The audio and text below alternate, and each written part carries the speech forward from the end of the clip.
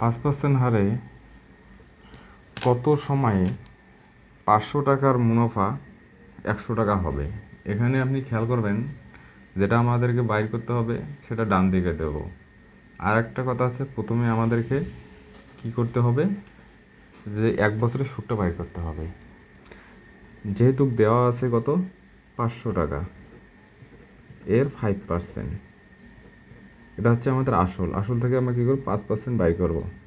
ঠিক আছে, যদি 5% হারে, তাহলে 500 এর 5% মানে উপরে 5, নিচে 100, এই 2 শূন্য কেটে দেবো, তাহলে হলো 25 টাকা। এটা হচ্ছে কি 1 বছরের সুদ। আমি কি বলেছিলাম, যেটা বাই করব সেটা আমরা ডান দিকে দেবো। কত সময়ে, যেহেতু আমাদেরকে সময় বাইর করতে বলেছে, সেটা আমরা ডান দিকে দেবো, এই পাশে দেবো।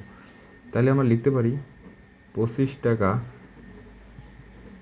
সুদ হয় সমান সমান 1 বছরে। অতএব 1 টাকা সুদ হবে কম হলে ভাগ। অতএব কত টাকা, আমার 100 টাকা। 100 টাকা সুদ হবে বেশি হলে উপরে 1-এর সাথে গুণ।